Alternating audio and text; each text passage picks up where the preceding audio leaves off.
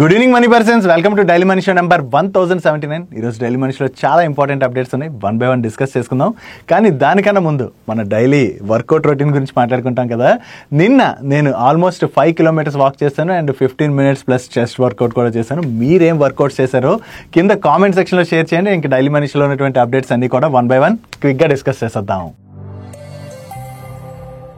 ముందుగా market update చూసినట్లయితే ఈ రోజు సెషన్ లో సెన్సెక్స్ 93 పాయింట్స్ కరెక్ట్ అయ్యి 82,351 పాయింట్స్ కి క్లోజ్ అయినట్లయితే నిఫ్టీ జస్ట్ 1 పాయింట్ కరెక్ట్ అయ్యి 25,104 పాయింట్స్ కి క్లోజ్ అయింది. అండ్ ఈ రోజు సెషన్ లోని mid and small cap indexes లో ఆల్మోస్ట్ ఫ్లాట్ గా క్లోజ్ అయినట్లయితే బ్యాంక్ నిఫ్టీ 0.37% కరెక్ట్ అయింది. అండ్ మన ఎకానమీ రిలేటెడ్ గా కంటిన్యూస్ గా ఏదో ఒక పాజిటివ్ న్యూస్ అయితే మనం డిస్కస్ చేసుకుంటూనే వస్తున్నాం కదా. దట్టు మన కంట్రీ వేరియస్ అదర్ కంట్రీస్ తోని ఫ్రీ ట్రేడ్ అగ్రిమెంట్ సైన్ చేయడానికి అని చెప్పి డిస్కషన్స్ అయితే నడుపుతున్నది. దీనిలో భాగంగా మనం యూరోపియన్ యూనియన్ తో కూడా ఫ్రీ ట్రేడ్ అగ్రిమెంట్ చేయబోతున్నట్టుగా ప్రీవియస్ గానే డిస్కస్ చేసుకున్నాం కదా. ఈ యూరోపియన్ యూనియన్ తోని ఫ్రీ ట్రేడ్ అగ్రిమెంట్ ఈ ఇయర్ సెప్టెంబర్ లోని అమల్లోకి రాబోతున్నట్లుగా మన కామర్స్ అండ్ ఇండస్ట్రీస్ మినిస్టర్ అయినటువంటి పీయూష్ గోయల్ గారు కామెంట్ చేయడం జరిగింది. సో ఇలా 1 by 1 కంట్రీస్ తోని మనం ఫ్రీ ట్రేడ్ అగ్రిమెంట్స్ కనుక సైన్ చేసినట్లయితే బోత్ కంట్రీస్ మధ్యన ట్రేడ్ అయితే బాగా జరిగేందుకు గాను మనం ప్రయత్నిస్తున్నాం కదా.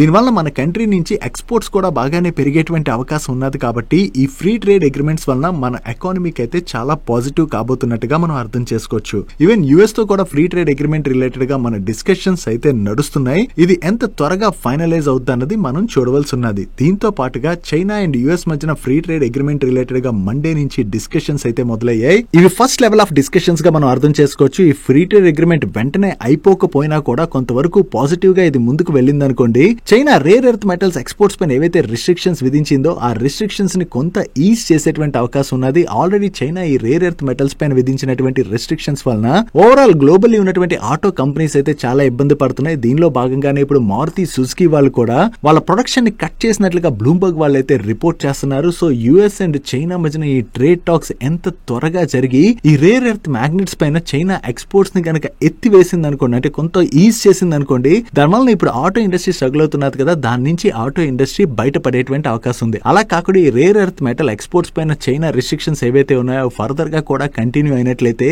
ఆటో ఇండస్ట్రీ పైన భారీగా ఇంపాక్ట్ పడేటువంటి అవకాశాలు అయితే కనిపిస్తున్నాయి. దీంతోనే యుఎస్ కూడా ఈవెన్ చైనాతో ఈ డిస్కషన్స్ ఫాస్ట్ గా ముందుకు తీసుకువెళ్తున్నట్టుంది. చూడాలి దీని యొక్క అవుట్కమ్ ఎంత త్వరగా వస్తుంది అన్నది. అండ్ అంతేకాకుండా ఇండియా కూడా ఇప్పుడు ఈ రేర్ ఎర్త్ మెటల్స్ రిలేటెడ్ గా జాగ్రత్త పడడానికి అయితే ప్రయత్నిస్తున్నట్టుగా మనం అర్థం చేసుకోవచ్చు. ఆల్రెడీ మనం డిస్కస్ చేసుకున్నాం కదా, మన కంట్రీలోని దీని రిలేటెడ్ గా పిఎల్ఐ స్కీమ్ ని తీసుకురావడానికి ఆల్రెడీ గవర్నమెంట్ అయితే వర్క్ చేస్తుంది. బట్ పిఎల్ఐ స్కీమ్ తీసుకొచ్చేసినా కూడా వెంటనే ఆ ప్రొడక్షన్ అనేది మన దగ్గర స్టార్ట్ అయిపోతుంది కదా. It takes some time. Initial గా చైనాతోనైతే మన వాళ్ళు కూడా డిస్కషన్స్ చేయడానికి అయితే ప్రయత్నిస్తున్నారు. చూడాలి మనం కూడా డిస్కస్ చేసిన తర్వాత అవి ఎంతవరకు పాజిటివ్ గా ముందుకు వెళ్తాయి అన్నది. ఎక్కువ కాలం చైనా కూడా వాటి యొక్క ఎక్స్పోర్ట్స్ పైన అయితే బ్యాన్ విధించకపోవచ్చు అని అనుకుంటున్నాం. ఏదైనా కూడా మరికొన్ని రోజుల్లో మనకి దీని రిలేటెడ్ గా మరింత క్లారిటీ వచ్చేటువంటి అవకాశం అయితే ఉన్నది. నెక్స్ట్ ఈ May month mutual fund data అయితే రిలీజ్ అయింది. ఏప్రిల్ మంత్ తో కంపేర్ చేస్తే మే మంత్ లోని ఈక్విటీ ఇన్ఫ్లోస్ అయితే తగ్గాయి. యాక్చువల్లీ ఏప్రిల్ మంత్ లోని ఈక్విటీ ఫండ్స్ లోకి 24,253 crores ఇన్ఫ్లోస్ వచ్చినట్లయితే మే మంత్ లోని జస్ట్ 18,995 crores మాత్రం ఇన్ఫ్లోస్ రావడం జరిగింది.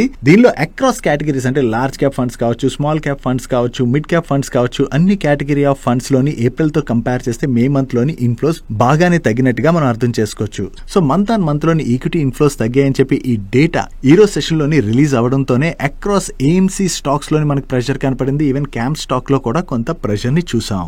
డైలీ మార్కెట్లో వచ్చేటువంటి ఇటువంటి ఇంపార్టెంట్ అప్డేట్స్ని మీతో డీటెయిల్గా షేర్ చేయడానికి మన టీం పెడుతున్నటువంటి ఎఫర్ట్స్. వీడియో చూస్తున్న ఏ పాయింట్ ఆఫ్ టైంలో అయినా మీకు హెల్ప్ఫుల్ అయినట్లయితే మన వీడియోని మర్చిపోకుండా లైక్ చేయడానికి ప్రయత్నించండి.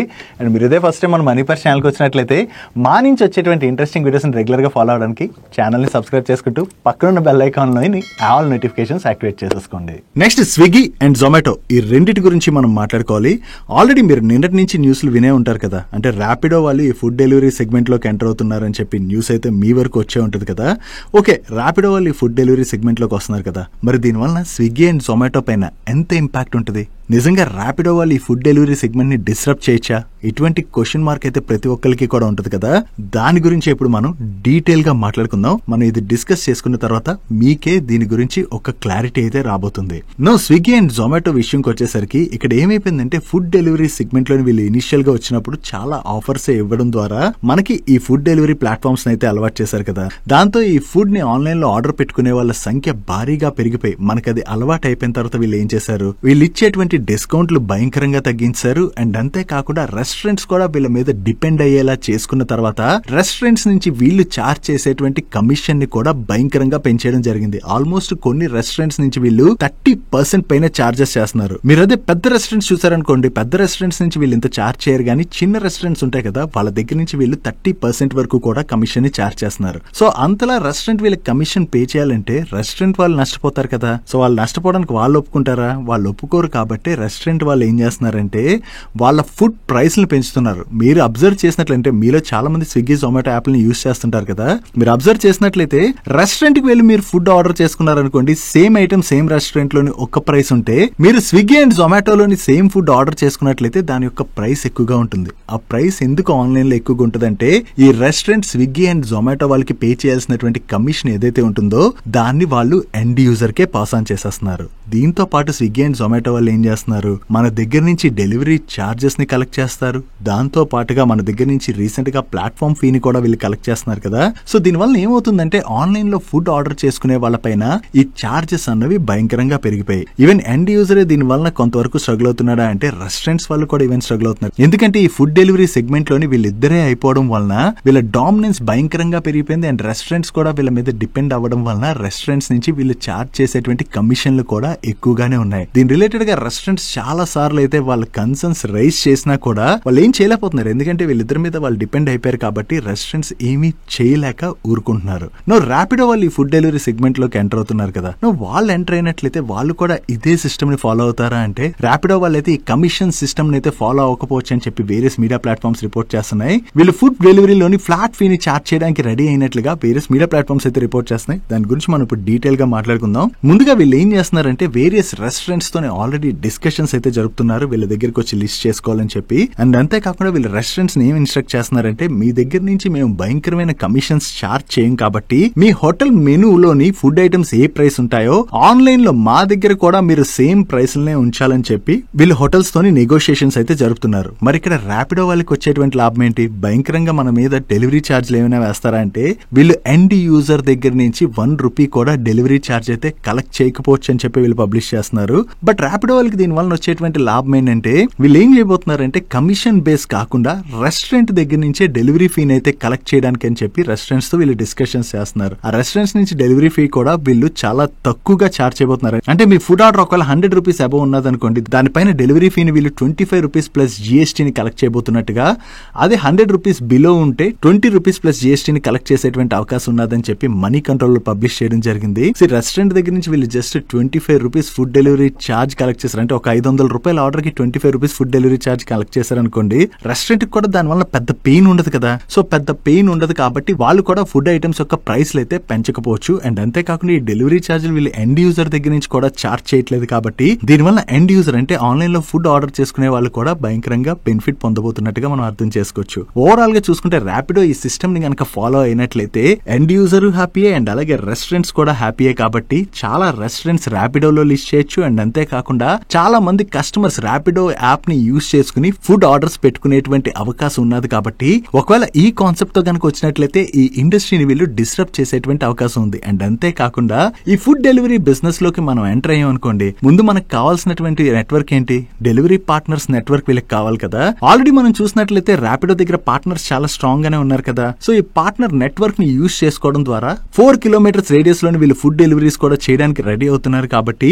ఆబ్వియస్ గా దీని వలన స్విగ్గీ అండ్ జొమాటో పైన అయితే ఇంపాక్ట్ పడేటువంటి అవకాశాలు అయితే కనిపిస్తున్నాయి. అండ్ ఈ వీడియో ఎవరైతే చూస్తున్నారో మీరేమనుకుంటున్నారంటే ర్యాపిడో ఎంట్రీ తర్వాత స్విగ్గీ అండ్ జొమాటో పైన ఇంపాక్ట్ ఉంటుంది అనుకుంటున్నారా, లేదా ఇంపాక్ట్ ఉండకపోవచ్చు అనుకుంటున్నారా అన్న మీ ఒపీనియన్ ని కింద కామెంట్ సెక్షన్ లో షేర్ చేయడానికి ప్రయత్నించండి. దాంతో స్విగ్గీ అండ్ జొమాటో స్టాక్స్ ని ఎవరైతే హోల్డ్ చేస్తున్నారో లేదా ఎవరైనా వాటిలో ఇన్వెస్ట్ చేద్దాం అనుకుంటున్నారో వాళ్ళకి మరింత క్లారిటీ వచ్చేటువంటి అవకాశం అయితే ఉన్నది. అండ్ దీని గురించి ఇప్పుడు మనం డీటెయిల్ గా మాట్లాడుకున్నాం కదా. దీని రిలేటెడ్ గా ఎన్డీటీవీ ప్రాఫిట్ వాళ్ళు ఒక డీటెయిల్ ఇమేజ్ ని కూడా షేర్ చేయడం జరిగింది. ఒకసారి ఇమేజ్ చూసినట్లయితే మీకు ఏ ప్లాట్ఫామ్ లో ఫుడ్ ఆర్డర్ పెట్టుకుంటే ఎంత కాస్ట్ పడుతుంది అన్నది అయితే మీకు క్లియర్ గా కనబడుతుంది. For example mech chicken meal ఉన్నది కదా, ఈ మెక్ చికెన్ మీల్ ని ఎవరైనా సరే ఆర్డర్ పెట్టుకోవాలనుకున్నారనుకోండి, స్విగ్గీలోని దాని యొక్క టోటల్ కాస్ట్ ₹451 అయితే జొమాటోలో ₹402 అవుతుంది. అదే ర్యాపిడో వాళ్ళ ప్రైస్ అంటే వీళ్ళ ప్రైస్ ఏదైతే మనం ఇప్పుడు మాట్లాడుకున్నాం ఆ ప్రైస్ ప్రకారం మనం చూసినట్లయితే జస్ట్ ₹234 మాత్రమే పడుతుంది. మీరే చెప్పండి ఎందులో ఫుడ్ ఆర్డర్ పెట్టుకుంటారు? ఆబ్వియస్ గా మనకి ఫుడ్ ఏ ప్లాట్ఫామ్ లో తక్కువకి వస్తుంది ఆ ప్లాట్ఫామ్ లోనే ఫుడ్ అయితే ఎక్కువ మంది ఆర్డర్ పెట్టుకోవడానికి ప్రిఫర్ చేస్తారు. కాబట్టి డెఫినెట్లీ దీని దానివల్ల అయితే జొమాటో అండ్ స్విగ్గీ పైన ఇంపాక్ట్ పడేటువంటి అవకాశాలు క్లియర్ గా కనపడుతున్నాయి. నెక్స్ట్ ఎయిర్టెల్ అండ్ జియోకి గవర్నమెంట్ దగ్గర నుంచి షాక్ తగిలేటువంటి అవకాశం ఉన్నదని చెప్పి సిఎన్బిసి వాళ్ళు అయితే షేర్ చేస్తున్నారు. సెంట్రల్ గవర్నమెంట్ వేరే స్టేట్ గవర్నమెంట్ అన్నింటినీ కూడా వాళ్ళ స్టేట్ గవర్నమెంట్ ఆఫీసెస్ లో కావచ్చు అండ్ స్టేట్ గవర్నమెంట్ కి చెందినటువంటి మినిస్టర్స్ కావచ్చు, ఎవరైనా సరే గవర్నమెంట్ టెలికాం ఆపరేటర్స్ అయినటువంటి బిఎస్ఎన్ఎల్ అండ్ ఎంటీఎన్ఎల్ వాళ్ళ సర్వీసెస్ అయితే యూజ్ చేసుకోవాలని చెప్పి రిక్వెస్ట్ చేస్తూ ప్రతి ఒక్క స్టేట్ గవర్నమెంట్ కి కూడా లెటర్లు పంపించినట్లుగా వీళ్ళైతే పబ్లిష్ చేస్తున్నారు. యాక్చువల్లీ 2019 లోనే సెంట్రల్ గవర్నమెంట్ కి చెందినటువంటి ఆఫీసెస్ అండ్ అలాగే మినిస్టర్స్ అందరూ కూడా BSNL and MTNL internet and land line services అయితే యూజ్ చేసుకోవాలని చెప్పి మ్యాండేట్ ని తీసుకురావడం జరిగింది. సో దాంతో సెంట్రల్ గవర్నమెంట్ కి చెందినటువంటి ఆఫీసెస్ లో అయితే బిఎస్ఎన్ఎల్ ఎంటీఎన్ఎల్ సర్వీసెస్ అయితే వాడుతున్నారు ఆల్రెడీ. నౌ వేరే స్టేట్ గవర్నమెంట్స్ లో కూడా ఇదే ఇంప్లిమెంట్ చేయడానికి సెంట్రల్ గవర్నమెంట్ అయితే ప్రయత్నిస్తుంది. అంటే సెక్యూరిటీ కన్సర్న్స్ అవి కూడా తగ్గుతాయి కాబట్టి వీటిని అయితే యూజ్ చేసుకోవాలని చెప్పి అన్ని స్టేట్ గవర్నమెంట్స్ ని కూడా సెంట్రల్ గవర్నమెంట్ రిక్వెస్ట్ చేస్తున్నట్టుగా వీళ్ళు షేర్ చేస్తున్నారు. నౌ స్టేట్ గవర్నమెంట్స్ ఏ విధంగా రెస్పాండ్ అవుతాయి అనేది చూడాలి. సెంట్రల్ గవర్నమెంట్ చెప్పిందంతా కూడా స్టేట్ గవర్నమెంట్స్ అన్ని ఫాలో అవ్వాలని లేదు కదా. కొన్ని స్టేట్ గవర్నమెంట్స్ అంటే వీళ్ళ అలయన్స్ లో ఉన్నటువంటి స్టేట్ గవర్నమెంట్స్ యాక్సెప్ట్ చేయొచ్చు, కొన్ని స్టేట్ గవర్నమెంట్స్ యాక్సెప్ట్ చేయకపోవచ్చు. బట్ ఎక్కువ మంది దీన్ని యాక్సెప్ట్ చేసి బిఎస్ఎన్ఎల్ అండ్ ఎంటీఎన్ఎల్ సర్వీసెస్ ని కనుక యూజ్ చేసుకున్నట్లయితే దానివల్ల కొంతవరకు ఎయిర్టెల్ అండ్ జియో పైన ఇంపాక్ట్ పడొచ్చు. దీనివల్ల ఫుల్ ఫ్లెజ్డ్ ఇంపాక్ట్ ఏం పడదు, ఎందుకంటే ప్రతి ఒక్క స్టేట్ గవర్నమెంట్ ఆఫీస్ లో కూడా బిఎస్ఎన్ఎల్ ఎంటీఎన్ఎల్ సర్వీసెస్ వాడాలని లేదు కదా, ప్రైవేట్ సర్వీసెస్ ని కూడా వాడేటువంటి అవకాశం అయితే ఉన్నది. బట్ ఓవరాల్ గా వేరే స్టేట్ గవర్నమెంట్స్ గానీ ఈ రూల్ ని పాస్ చేసినట్లయితే దానివల్ల ఎయిర్టెల్ అండ్ జియో వాళ్ళపైన కొంత ఇంపాక్ట్ పడేటువంటి అవకాశం అయితే ఉన్నది. నెక్స్ట్ లలిత జ్యువెలరీ, డబ్బులు ఎవరికి ఊరికే రావు. ఈ ఒక్క డైలాగ్ తో లలిత జ్యువెలరీ ఎంత ఫేమస్ అయిందో మీ అందరికీ తెలుసు కదా. ఈ లలిత జ్యువెలరీని ఐపీఓకి తీసుకొచ్చేందుకు గాను వీళ్ళు సెబీ దగ్గర డిఆర్హెచ్పీ అయితే ఫైల్ చేశారు. టోటల్ గా ఈ ఐపీఓలోని 1200 crores ఫ్రెష్ ఇష్యూ అయితే 500 crores ఆఫర్ ఫర్ సేల్ ద్వారా వీళ్ళు ఐపీఓకి తీసుకురాబోతున్నారంటే టోటల్ ఐపీఓ సైజ్ 1700 crores ఉండబోతుంది. ఈ ఐపీఓ ద్వారా వీళ్ళు ఏదైతే ఫండ్ రైజ్ చేయబోతున్నారో వాటిని ఇండియాలోని 12 న్యూ స్టోర్స్ ని సెటప్ చేసేందుకు అండ్ క్యాపిటల్ ఎక్స్పెండిచర్ రిలేటెడ్ గా అది యూజ్ చేయబోతున్నట్టుగా అయితే షేర్ చేస్తున్నారు. లలిత జ్యువెలరీ యొక్క కోట్ ఏంటి, డబ్బులు ఎవరికి ఊరికే రావు. ఈ ఒక్క డైలాగ్ తోని చాలా ఫేమస్ అయింది కదా. అండ్ వాళ్ళు కూడా ఏం కోట్ చేస్తుంటారు, మేము మేకింగ్ చార్జెస్ అవి రిమైనింగ్ జ్యువెలరీస్ తో కంపేర్ చేస్తే చాలా తక్కువగా చార్జ్ చేస్తాం, మీరు ప్రైస్ కంపేర్ చేసుకుని దాని తర్వాత మా దగ్గరకు వచ్చి తీసుకోవచ్చు, అందరికన్నా కూడా మేము బెస్ట్ ప్రైస్ ఇస్తామని చెప్తుంటారు కదా. ఇప్పుడు ఐపీఓలో కూడా అలాగే డబ్బులు ఎవరికి ఊరికే రావు అనుకుని చెప్పి మనకి అట్రాక్టివ్ వాల్యుయేషన్ కి ఐపీఓని తీసుకొస్తారా లేదా అన్నది మనం చూడవలసి ఉన్నది. ఒకవేళ అట్రాక్టివ్ వాల్యుయేషన్ కి ఐపీఓని తీసుకొచ్చినట్లయితే ఆ ఐపీఓ టైంలోని కంప్లీట్ గా వర్క్ చేసి దాన్ని బట్టి మన ఇన్వెస్ట్మెంట్ డెసిషన్ అన్నది తీసుకోవచ్చు. నెక్స్ట్ యునైటెడ్ స్పిరిట్స్ యొక్క ప్రమోటర్ గ్రూప్ కంపెనీ అయినటువంటి డియాజియో వాళ్ళు వీళ్ళ ఐపీఎల్ ఫ్రాంచైజ్ అయినటువంటి రాయల్ ఛాలెంజర్స్ బెంగళూరులోని స్టేక్ సెల్ చేసేందుకు గాను చూస్తున్నట్లుగా ఈ రోజు సెషన్ లో వేరియస్ మీడియా ప్లాట్ఫామ్స్ అయితే రిపోర్ట్ చేయడం జరిగింది. వీళ్ళు ఓవరాల్ గా ఆర్సీబీని $2 billion కి వాల్యూ చేస్తున్నట్టుగా, అంటే 17,000 crores కి వాల్యూ చేస్తున్నట్లుగా అయితే షేర్ చేస్తున్నారు. సో మార్నింగ్ నుంచి ఈ న్యూస్ బాగా సర్క్యులేట్ అవడంతో దాని తర్వాత యునైటెడ్ స్పిరిట్స్ వాళ్ళ దగ్గర నుంచి కూడా దీని రిలేటెడ్ గా క్లారిఫికేషన్ అయితే వచ్చేసింది. కంపెనీ అయితే ఆర్సీబీలోని స్టేక్ సేల్ చేయడానికి ఎవరితోని కూడా ఎటువంటి డిస్కషన్స్ లోనూ లేదని, మీడియాలో ఏదైతే న్యూస్ సర్క్యులేట్ అవుతున్నదో అది జస్ట్ స్పెక్యులేటివ్ న్యూస్ అని చెప్పి వీళ్ళు క్లారిఫికేషన్ అయితే రిలీజ్ చేశారు. సో దీన్ని బట్టి ఈ న్యూస్ ఏదైతే సర్క్యులేట్ అయిందో ఇది జస్ట్ ఒక ఫేక్ న్యూస్ గా మనం అర్థం చేసుకోవచ్చు. Next Shankara building products related గా మనం మాట్లాడుకోవాలి. వీళ్ళు ఆన్లైన్ లోని వేరియస్ బిల్డింగ్ మెటీరియల్స్ అయితే సెల్ చేస్తూ ఉంటారు. ఈ కంపెనీ రిలేటెడ్ గా ఉన్నటువంటి ఇంపార్టెంట్ థింగ్ ఏంటంటే ఈ కంపెనీలోని నిన్న జరిగినటువంటి బల్క్ డీల్స్ లోని షెంజన్ ఇన్వెస్ట్మెంట్ మేనేజర్స్ వాళ్ళు 3 lakh షేర్స్ ని అక్వైర్ చేసినట్లయితే మధు కెలా గారికి చెందినటువంటి సింగులారిటీ ఈక్విటీ ఫండ్ 4,60,000 షేర్స్ అయితే బై చేయడం జరిగింది. సో ఎప్పుడైతే ఈ షెంజన్ క్యాపిటల్ లోని మధు కెలా గారికి చెందినటువంటి ఫండ్ అండ్ అలాగే షెంజన్ ఇన్వెస్ట్మెంట్ మేనేజర్స్ వాళ్ళు ఈ స్టాక్స్ ని కొన్నారని చెప్పి న్యూస్ తిరిగిందో దాంతోనే ఈ రోజు సెషన్ లో శంకర బిల్డింగ్ ప్రొడక్ట్ స్టాక్ అయితే పాజిటివ్ గా రియాక్ట్ అయింది. యాక్చువల్లీ ఈ కంపెనీ గురించి మాట్లాడుకోవాలంటే company wise it is a good company and ఈ కంపెనీలోని ఏపీఎల్ అపోలో గ్రూప్ వాళ్ళు కూడా కంటిన్యూస్ గా వాళ్ళ స్టేక్ నైతే పెంచుకుంటూ వెళ్లారు. ప్రెసెంట్ అయితే ఈ కంపెనీలోని ఏపీఎల్ అపోలో గ్రూప్ వాళ్ళు 6% వరకు స్టేక్ నైతే హోల్డ్ చేస్తున్నారు. మధు కెలా గారు లాంటి ఫేమస్ ఇన్వెస్టర్ కూడా ఈ కంపెనీలోకి ఎంటర్ అయ్యారన్న అప్డేట్ తో ఈ రోజు సెషన్ లో స్టాక్ అయితే పాజిటివ్ గా రియాక్ట్ అయింది. నెక్స్ట్ రిలయన్స్ ఇన్ఫ్రా వాళ్ళ రిలేటెడ్ గా ఒక పాజిటివ్ అప్డేట్ ఉన్నది. వీళ్ళకి Mumbai metro one joint venture company ఏదైతే ఉన్నదో ఈ జాయింట్ వెంచర్ లో రిలయన్స్ ఇన్ఫ్రా వాళ్ళు నియర్లీ 74% వరకు స్టేక్ ని హోల్డ్ చేస్తున్నారు. ఈ జాయింట్ వెంచర్ కి ఫేవర్ గా ఇప్పుడు ముంబై హైకోర్టు ఆర్బిట్రేషన్ అవార్డ్ ని పాస్ చేయడం జరిగింది. దీనిలో భాగంగా ఇప్పుడు MMRDA వాళ్ళు ఈ ముంబై మెట్రో వన్ అకౌంట్ లో 4 weeks లోని 1,100 crores అయితే డిపాజిట్ చేయవలసి ఉన్నది. ఈ అమౌంట్ ఏదైతే వీళ్ళకి రాబోతున్నదో ముంబై మెట్రో వన్ యొక్క డెట్ ని రెడ్యూస్ చేయడానికి యూజ్ చేయబోతున్నారు. చెప్తున్నారు. సో ఓవరాల్ గా వీళ్ళకి ఫేవర్ గా ఏదైతే ఈ ఆర్బిట్రేషన్ అవార్డు వచ్చిందో అది రిలయన్స్ ఇన్ఫ్రా వాళ్ళ రిలేటెడ్ గా మనం పాజిటివ్ గా చూడొచ్చు. దాంతోనే ఈ రోజు సెషన్ లో స్టాక్ పాజిటివ్ గా రియాక్ట్ అయింది. నెక్స్ట్ దీపక్ ఫెర్టిలైజర్స్ వాళ్ళు గుజరాత్ దహేజ్ లోని 300 KTPA కెపాసిటీతోని weak nitric acid plant and అలాగే 150 KTPA కెపాసిటీతోని కాన్సన్ట్రేటెడ్ నైట్రిక్ యాసిడ్ ప్లాంట్స్ ని సెటప్ చేయడానికి వీళ్ళ బోర్డు అయితే ప్రీవియస్ గానే అప్రూవ్ చేయడం జరిగింది. అండ్ టోటల్ గా దీన్ని సెటప్ చేయడానికి 1950 crores అవ్వచ్చు అని చెప్పి వీళ్ళు ప్రీవియస్ గా ఎస్టిమేట్ చేసినట్లయితే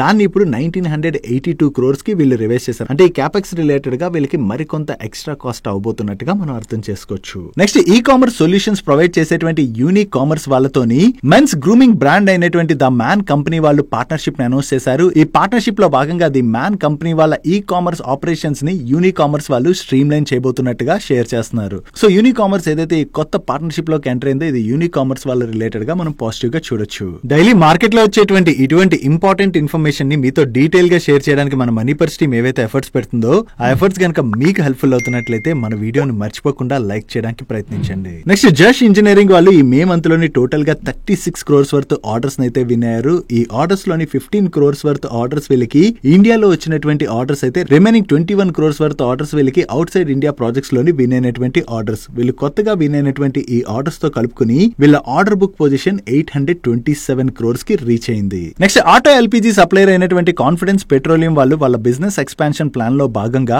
బెంగళూరులోని 5 న్యూ సిఎన్జీ స్టేషన్స్ అయితే వీళ్ళు కమిషన్ చేయడం జరిగింది. దీంతో వీళ్ళ టోటల్ సిఎన్జీ స్టేషన్ కౌంట్ 50 కి పెరిగినట్టుగా షేర్ చేస్తున్నారు. సో కంట్రీ వైడ్ మనం చూసినట్లయితే సిఎన్జీ యొక్క డిమాండ్ అయితే భయంకరంగా పెరుగుతున్నది కదా. సో ఈ డిమాండ్ ని క్యాటర్ చేసేందుకు గాను ఈ సిఎన్జీ స్టేషన్స్ ఏవైతే వీళ్ళు ఎక్స్పాండ్ చేసుకుంటూ వెళ్తున్నారో అది కాన్ఫిడెన్స్ పెట్రోలియం వాళ్ళ రిలేటెడ్ గా మనం పాజిటివ్ గా చూడొచ్చు. నెక్స్ట్ జైడస్ లైఫ్ సైన్సెస్ వాళ్ళ రిలేటెడ్ గా ఒక పాజిటివ్ అప్డేట్ ఉన్నది. వీళ్ళ వడోదర దబాసా ఏపీఐ మ్యానుఫాక్చరింగ్ ఫెసిలిటీలోని యుఎస్ ఎఫ్డీఏ వాళ్ళు April 21 నుంచి April 25 మధ్యన ఇన్స్పెక్షన్ అయితే కండక్ట్ చేయడం జరిగింది. ఈ ఇన్స్పెక్షన్ ఇప్పుడు ముగియడంతో వీళ్ళకి ఎస్టాబ్లిష్మెంట్ ఇన్స్పెక్షన్ రిపోర్ట్ అయితే ఇష్యూ చేశారంటే ఆల్మోస్ట్ ఈ ఇన్స్పెక్షన్ క్లోజ్ అయినట్టుగా మనం అర్థం చేసుకోవచ్చు. ఈ ఇన్స్పెక్షన్ లో వీళ్ళకి ఎటువంటి అబ్జర్వేషన్స్ రాలేదు కాబట్టి ఇది జైడస్ లైఫ్ సైన్సెస్ వాళ్ళ రిలేటెడ్ గా మనం పాజిటివ్ గా చూడొచ్చు. నెక్స్ట్ బాజార్ స్టైల్ రీటైల్ లిమిటెడ్ వాళ్ళు కంటిన్యూస్ గా వాళ్ళ స్టోర్ ఎక్స్పాన్షన్ అయితే చేసుకుంటూ వెళ్తున్నారు కదా. రీసెంట్ గానే వీళ్ళు బీహార్ లోని ఒక స్టోర్ ను ఓపెన్ చేశారు. దాని గురించి మనం మాట్లాడుకున్నాం కూడా. ఇప్పుడు ఒరిస్సా బాలాసోర్ లోని వీళ్ళు మరొక కొత్త స్టోర్ ని ఓపెన్ చేసినట్లుగా దీంతో వీళ్ళ స్టోర్ కౌంట్ 232 కి రీచ్ అయినట్టుగా వీళ్ళు షేర్ చేస్తున్నారు. ఓవరాల్ గా ఈ స్టోర్ ఎక్స్పాన్షన్ ఏదైతే చేసుకుంటూ వెళ్తున్నారో దాని ద్వారా ఆ లోకల్ ఏరియాలోని ఫ్యాషన్ రీటైల్ డిమాండ్ ఏదైతే ఉన్నదో ఆ డిమాండ్ ని వీళ్ళు క్యాటర్ చేయడానికి ప్రయత్నిస్తున్నారు కాబట్టి ఇది బాజార్ స్టైల్ రీటైల్ లిమిటెడ్ వాళ్ళ రిలేటెడ్ గా మనం పాజిటివ్ గా చూడొచ్చు. నెక్స్ట్ రీసెంట్ గా ఏయూ స్మాల్ ఫైనాన్స్ బ్యాంక్ వాళ్ళు యూనివర్సల్ బ్యాంక్ లైసెన్స్ కోసం ఆర్బీఐ దగ్గర అయితే అప్లై చేసుకోవడం జరిగింది కదా. యాక్చువల్లీ స్మాల్ ఫైనాన్స్ బ్యాంక్స్ ఏవైతే ఉంటాయో వాటికి ఆర్బీఐ యొక్క రిస్ట్రిక్షన్స్ కొంచెం ఎక్కువగా ఉంటాయి. వన్స్ వీళ్ళకి యూనివర్సల్ బ్యాంక్ లైసెన్స్ వచ్చింది అనుకోండి వీళ్ళపైన రిస్ట్రిక్షన్స్ తగ్గుతాయి కాబట్టి వీళ్ళు గ్రోత్ సైడ్ ఇంకా స్ట్రాంగ్ గా వర్క్ చేసే అవకాశం ఉన్నది. And AU small finance bank త్వరలోనే యూనివర్సల్ బ్యాంక్ లైసెన్స్ కూడా ఆర్బీఐ దగ్గర నుంచి రావచ్చు అని చెప్పి న్యూస్లో అయితే వస్తుంది. చూడాలి వస్తుందా రాదా అన్నది. నో ఏయూ స్మాల్ ఫైనాన్స్ బ్యాంక్ వాళ్ళ ఫుడ్ స్టెప్స్ ని ఫాలో అవుతూ జన స్మాల్ ఫైనాన్స్ బ్యాంక్ వాళ్ళు కూడా ఆర్బీఐ దగ్గర యూనివర్సల్ బ్యాంక్ లైసెన్స్ కోసం అప్లై చేసుకున్నట్లుగా ఇప్పుడు అప్డేట్ చేస్తున్నారు. చూడాలి వీళ్ళకి కూడా ఈ లైసెన్స్ వస్తుందా రాదా అనేది. ఒకవేళ లైసెన్స్ వచ్చినట్లయితే మాత్రం అది ఆ స్మాల్ ఫైనాన్స్ బ్యాంక్స్ రిలేటెడ్ గా మనం పాజిటివ్ గా చూడొచ్చు. నెక్స్ట్ వేరియస్ ఇన్ఫ్రా ప్రాజెక్ట్స్ని ఎగ్జిక్యూట్ చేసేటువంటి ఐటీడీ సిమెంటేషన్ గురించి మాట్లాడుకోవాలి. ఫ్యూ మంత్స్ బిఫోర్ ఈ ఐటీడీ సిమెంటేషన్లోని అదానీ గ్రూప్ వాళ్ళు మెజార్టీ స్టేక్ని అయితే అక్వైర్ చేశారు కదా. ఇప్పుడు ఈ ఐటీడీ సిమెంటేషన్ వాళ్ళకి ఒరిస్సాలోని గ్రీన్ఫీల్డ్ క్యాప్టివ్ జెట్టి ప్రాజెక్ట్ కోసం అని చెప్పి ఒక ఆర్డర్ వచ్చింది. ఈ ఆర్డర్లో భాగంగా ఈ ప్రాజెక్ట్కి వీళ్ళు వేరియస్ కన్స్ట్రక్షన్ యాక్టివిటీస్ అయితే చేయవలసి ఉన్నది. And contract value approximately 800 crores పైనే వీళ్ళకి ఇంత మంచి ఆర్డర్ వచ్చిందన్న అప్డేట్తోనే ఈ రోజు సెషన్లో ఐటీడీ సిమెంటేషన్ స్టాక్ పాజిటివ్గా రియాక్ట్ అయింది. Next e governance services provide చేసేటువంటి ప్రోటీన్ ఈ జిఓవి రీసెంట్ గానే వీళ్ళకి ఇన్కమ్ ట్యాక్స్ డిపార్ట్మెంట్ దగ్గర నుంచి ఒక షాక్ తగిలింది కదా. అదే PAN 2.0 ప్రాజెక్ట్ ఉన్నది కదా, ఆ ప్రాజెక్ట్ కి వీళ్ళని కన్సిడర్ చేయట్లేదని చెప్పి ఇన్కమ్ ట్యాక్స్ డిపార్ట్మెంట్ నుంచి ఎప్పుడైతే వీళ్ళకి కమ్యూనికేషన్ వచ్చిందో అక్కడి నుంచి ఈ స్టాక్ లో మనం కంటిన్యూస్ గా ప్రెషర్ చూస్తూ వచ్చాం. ఇప్పుడు వీళ్ళ రిలేటెడ్ గా ఒక పాజిటివ్ అప్డేట్ అయితే వచ్చింది. బీమా సంఘం ఇండియా ఫెడరేషన్ లిమిటెడ్ వాళ్ళ దగ్గర నుంచి వీళ్ళు ఒక ప్రెస్టేజియస్ ఆర్డర్ విన్నారు. ఆర్డర్ వాల్యూ 100 crores పైనే. అండ్ ఈ ఆర్డర్ లో భాగంగా insurance digital market place related గా వీళ్ళు వేరియస్ టెక్నికల్ సర్వీసెస్ ప్రొవైడ్ చేయడంతో పాటు మెయింటెనెన్స్ సర్వీసెస్ కూడా ప్రొవైడ్ చేయవలసి ఉన్నది. వీళ్ళు కొత్తగా ఏదైతే ఈ ఆర్డర్ విన్నారో ఇది ప్రోటీన్ ఈ జీఓవి రిలేటెడ్ గా మనం పాజిటివ్ గా చూడొచ్చు. నెక్స్ట్ L&T వాళ్ళు ఇండియా అండ్ అబ్రాడ్ లో కలిపి మేజర్ ఆర్డర్స్ విన్ అయినట్టుగా అప్డేట్ చేస్తున్నారు. దీనిలో మనం చూసినట్లయితే ఆంధ్రప్రదేశ్లోని వీళ్ళు ట్రాన్స్మిషన్ లైన్స్ రిలేటెడ్గా వేరియస్ వర్క్స్ చేయవలసి ఉన్నది. దీంతో పాటుగా మిడిల్ ఈస్ట్లో కూడా ఈ ట్రాన్స్మిషన్ లైన్స్ రిలేటెడ్గా వీళ్ళు ఆర్డర్స్ని విన్ అవ్వడం జరిగింది. వీళ్ళు వీటిని మేజర్ ఆర్డర్స్ అంటున్నారంటే ఈ order value 5,000 to 10,000 crores in between ఉంటుంది. వీళ్ళు ఏవైతే కంటిన్యూస్గా ఆర్డర్స్ విన్ అవుతున్నారో దాంతో వీళ్ళ ఆర్డర్ బుక్ కూడా స్ట్రాంగ్గా గ్రో అవుతుంది. కాబట్టి ఇది L&T వాళ్ళ రిలేటెడ్గా మనం పాజిటివ్గా చూడొచ్చు. That's it for today's daily మనిషి. ఈరోజు డైలీ మనిషిలో మేము షేర్ చేసిన ఇన్ఫర్మేషన్ మీకు హెల్ప్ఫుల్ అయినట్లయితే ఈ వీడియోని లైక్ చేయండి. ఈ video me friends and family మెంబర్స్కి హెల్ప్ఫుల్ అవుతుంటే ఈ వీడియోని వాళ్ళకి షేర్ చేయండి. అండ్ మీరు ఇదే ఫస్ట్ టైం మన మనీ పర్స్ ఛానల్కి వచ్చి ఛానల్ ఇంకా సబ్స్క్రైబ్ చేసుకోలేనట్లయితే ఇక్కడ ఉన్న ఛానల్ లోగో మీద క్లిక్ చేసి ఛానల్ సబ్స్క్రైబ్ చేసుకుంటూ పక్కన ఉన్న బెల్ ఐకాన్లోని ఆల్ నోటిఫికేషన్స్ యాక్టివేట్ చేసుకోండి. నేను చంద్రశేఖర్ పత్రి మరొక ఇంట్రెస్టింగ్ వీడియోతో కలుద్దాం. Good night.